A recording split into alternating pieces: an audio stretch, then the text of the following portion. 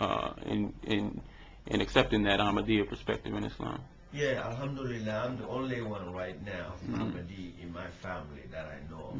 Everybody else is still a Sunni Muslims. But for me, on the one hand, it was hard, on the other, it wasn't. Because I knew we needed reform. I knew that. Because I knew myself I needed to be reformed. And so the next one, my people need to be reformed. But I had a little bit doubt about the prophethood. But I knew the reform was supposed to come. What really made me to accept, I didn't have no doubt in accepting Ahmadiyya. That I can say that. But studying the Quran and the explanation of Jesus Christ versus the belief that we have, he's going to come down through the clouds and kill people, and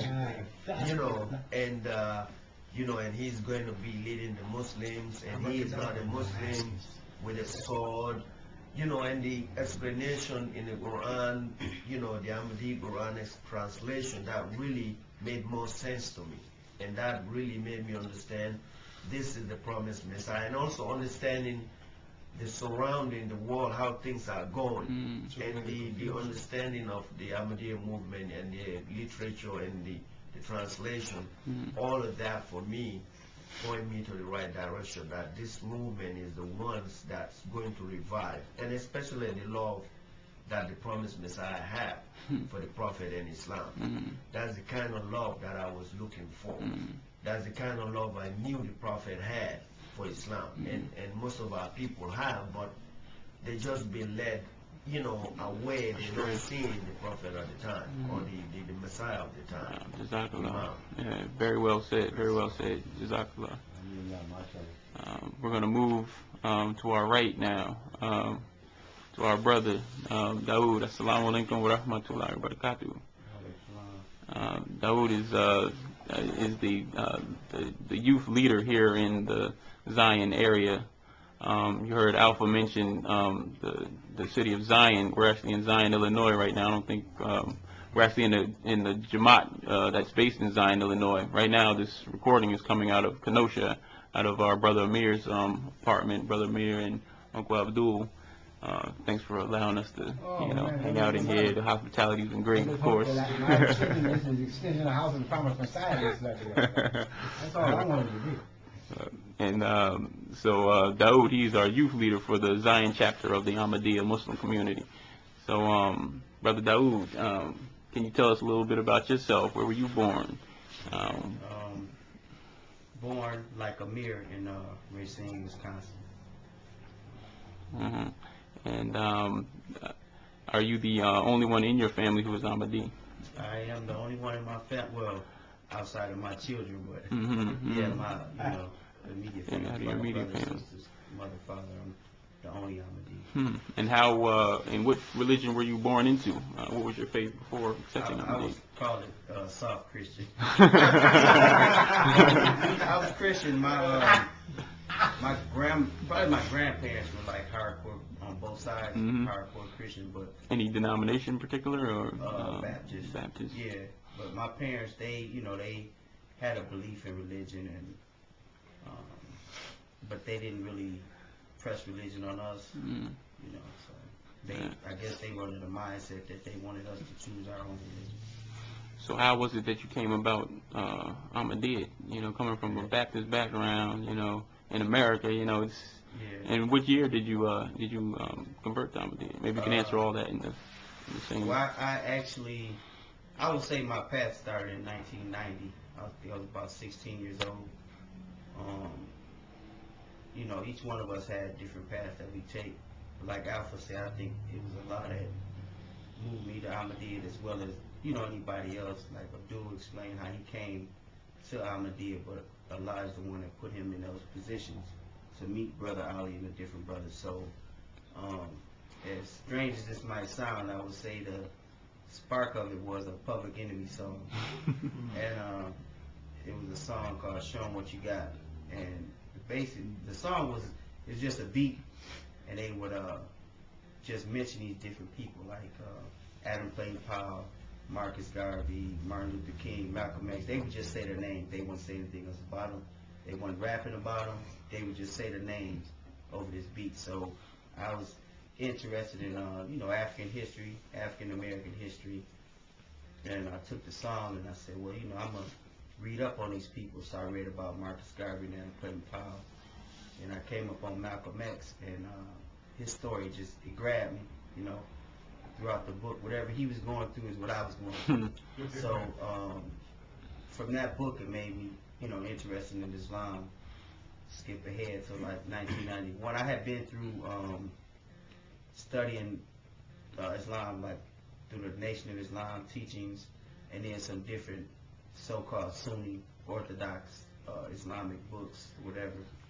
And they kind of, I had questions. I mean, no doubt in my mind, I knew Islam was the truth, but they still left some questions unanswered.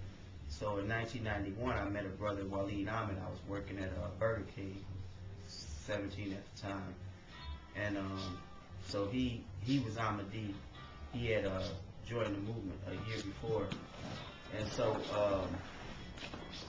he just introduced me to different brothers. But an experience that I had is that when I was dealing with the teachings of the Nation of Islam, I had wrote through the final call. You can write them, and I wrote them. And what they did, they sent me a tape of Farrakhan, and they solicited me for money. So I was kind of uncomfortable with that. Mm. And then the same thing happened when I met Waleed. He gave me his brother, Khalid Wallet in Milwaukee. He gave me his address, told me to write to his brother, because that's who he had dealt with, So I wrote to his brother, and his response, it made me feel like, I'm on the right path. He sent me a tape of at the time, it was the fourth Khalifa, Hazrat Mirza Tahir Ahmed Kuba of his. It was called Addiction to Materialism. Mm-hmm. And it was just night and day with the tape that I received from the Nation and the tape that I received from Ahmadiyya Jamaat. And then I met other brothers, Abu Bakr, and just the way that the brothers, one, they put me to work right away. And I always talk about that when I talk about new converts and putting them to work. So they put me to work, but at the same time, they made me feel like I was, in the right place, in the right path and everything. So, what was the hardest thing for you about accepting Ahmadiyya? About accepting Ahmadiyya itself, it was easy. Mm-hmm. So there was no pushback from your parents, or nobody really. The only thing that my parents actually got mad at was when I changed my name. Mm-hmm. But as far as me being Muslim, they had no problem. My mother, she used to read a lot. Well, both my parents, they like to read, but my mother, she read a lot. And I guess when she was younger, one of her brothers had actually, he had joined the Nation for some time, but then he got out of it. But so she had she had an understanding of Islam to a degree, and my mother was very, very open-minded. Matter of fact, my family, they accepted it. My sister, when I changed my name, first I didn't want my parents to know about it. I told my oldest sister, she knew about it. I used to tell her everything, so she knew about it. She, she was like, do I want her to come to court with me when I was going through the whole process and everything. So she was real supportive of it. I worked at Burger King, and she was the manager. She would let me off on Fridays to go to Juma. She would let me use her car to go to Juma. My brother, I got a twin brother, so we was, same age, and at that age, it's like you're more open-minded to things. So my family was, they were well accepted. Very good.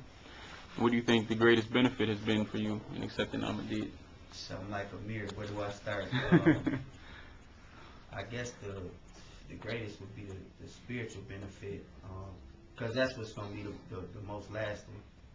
When you pass away from this life, everything is is gone, but your spirit, that spiritual thing, you're going to take that to the next life. And matter of fact, that's one of the things that the Promised Messiah, Hazrat Mirza Ghulam Ahmed, he talks about in I think it's his book, The Need for the Imam. He talks about the spiritual blessings that the members of our community gain by accepting him as a Messiah. It's like Brother Abdul and Brother Alpha talked about the dreams that they had. That's one of the things that we get. So I mean,